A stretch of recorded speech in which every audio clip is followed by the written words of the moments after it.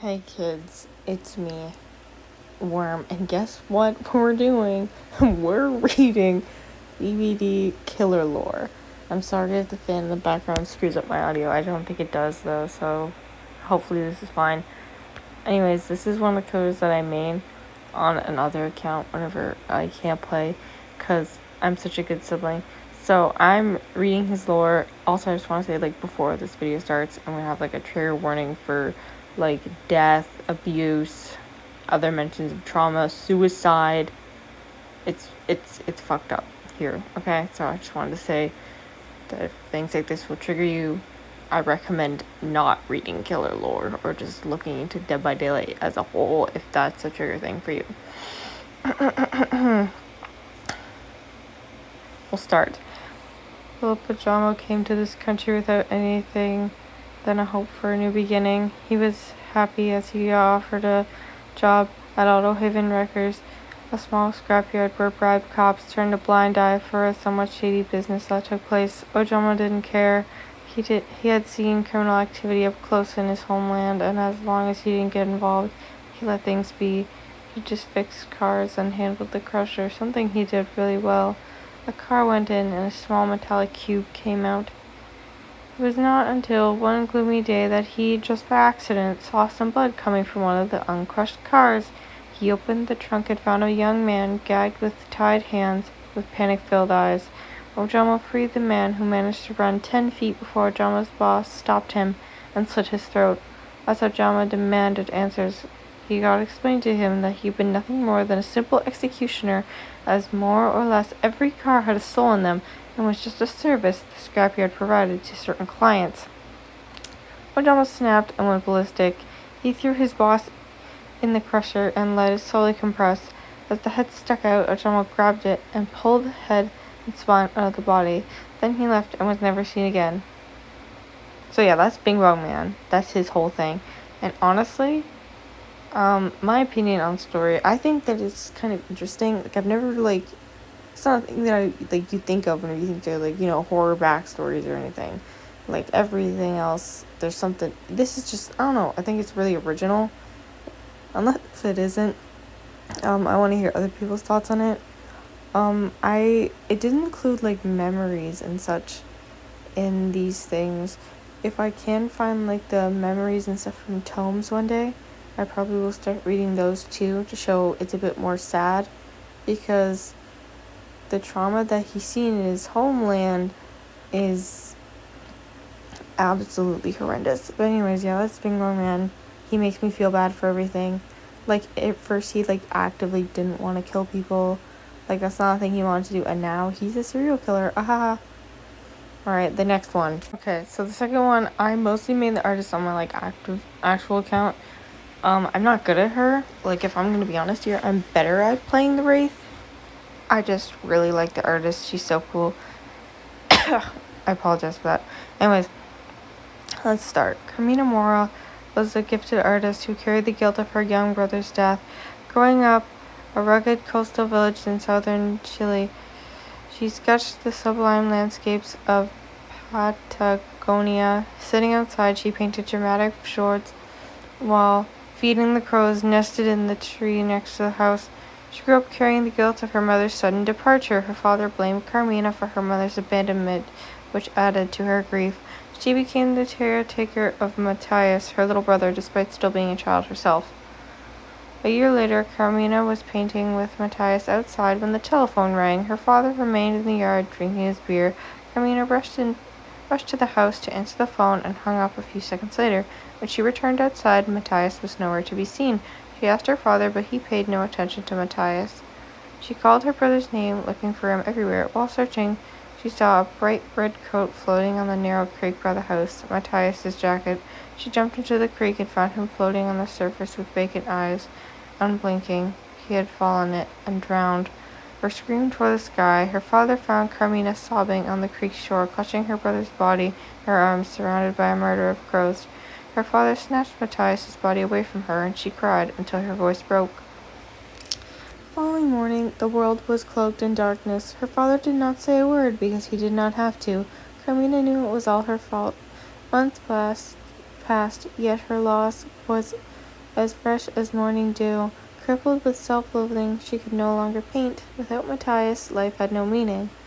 On the bleak morning of Matthias's birthday, Carmina walked to a narrow bridge several blocks away from the house. She was convinced that nothing could bring her relief. Her mother was gone, her brother was dead, and her father blamed her all for it. She was convinced that she had nothing left to live for. Carmina walked to the railing of the bridge that stood over the turbulent river. Locals had named the spot Death Leap. Several cars drove by Carmina, but none stopped. No one seemed to care. She climbed over the railing, and her legs wobbled as she stood at the lip of the bridge. She looked down, watching the fierce river smash into a giant boulder. She closed her eyes. "See you soon, Matthias." Suddenly, a cacophony of caws filled the sky. Carmina opened her eyes and saw a black cloud of feathers flying towards her. The cloud split open, and glossy black crows dove from the sky. One landed on her shoulder and stared intently into Carmina's eyes, as if peering into her soul. Her grip on the railing loosened, and the crow cawed raucously. Carmina stared at the crow, confused. Another crow landed on the railing, then another. Soon a flock of crows were covering the railing of the bridge, staying close to her. She felt their heavy stare on her, calculative and enigmatic. I apologize for my poor grammar in this, by the way. As if they were assessing her. She looked down for a second, and a thunder of caws interrupted her dark impulse. The crows seemed to care about her well-being. As she dangled over the edge, the wind blowing through her raven hair, Carmina felt akin to them. For the first time since Matthias died, Carmina did not feel alone. She returned home, giving life another chance. The crows left, but Carmina suspected that if anything happened to her, they would return. Inspired by her ordeal, Carmina picked up a brush. In the weeks that followed, she painted her experience, using black ink to depict the death leap and black cloud of feathers, the murder of crows that saved her life. The experience was transformative, and it launched her signature black ink surrealist art. After several years, some color pierced the darkness, and the shift of medium expanded her art form. She painted large-scale murals on busy street corners, designed grandiose costumes, and recited militant poetry. Carmina's art displayed local, intimate tragedies on a large scale, making them impossible to ignore, and everywhere she informed, crows followed. Her performances grew bold and drew the attention of artists who found her style invigorating. She grew close to a group of painters who understood her iconoclastic vision. I apologize for words like that and stillness. I'm so sorry. Her performances launched this large-scale surrealist movement, which became a phenomenon. Her renown grew enough to attract the commission of a multinational enterprise, the VAC label. Carmina investigated the group, discovering that they gifted art pieces to select disreputable congressmen. VAC's commissioned artists seemed to disappear afterward. Determined to expose the group's link to corrupt politics, Carmina accepted VAC's commission. The following week, Carmina painted a giant mural on the cemetery's columbarium, displaying the VAC label logo as a surrealist grim reaper harvesting the fields of Chilean families. She wore a theatrical dress as she painted, on which she had stitched a poem about political revolution. The piece sparked a radical debate about corruption. The controversy painted a target on Carmina's back. After receiving anonymous death threats, she took refuge in her father's house, bringing along her closest friends for safety. That night, a gang of masked gunmen broke into the house. They swiftly subdued Carmina and her friends. They threw them in a van and drove off. The following morning, a dry breeze blew sand on Carmina's face, waking her. She was seated in a chair in the middle of the desert, with her legs tied and her hands handcuffed. Her friends were lying on the ground, tied up. A shadow fell over her face. Carmina looked up. A man dressed in a long robe, with his face hidden in a dark hood, approached her. He pulled a silvery knife from his robe. He grabbed her hands and recited a hymn in an unfamiliar language. Carmina held his gaze. He paused and brought down his blade with a sudden blow. She cried in agony as her friends awoke to a terrible sight, Carmina's severed hands falling into the sand. The hooded man smiled in satisfaction. How are you going to pay now? Carmina cursed at him and screamed at him, wriggling against the bonds on her legs. The man grabbed Carmina's chin. She spit in his face. She grunted and pried her mouth open and pulling out her tongue. Carmina struggled in his hold. In a violent blow, he chopped off Carmina's tongue. She howled in anguish. The man wiped his blade on his robe, leaving a trail of blood. How are you going to recite poems now? Sorrow swelled in Carmina's chest, sharper than pain. Overwhelmed by uncontrollable rage, grief, and loss overcame her senses. She had lost her little brother.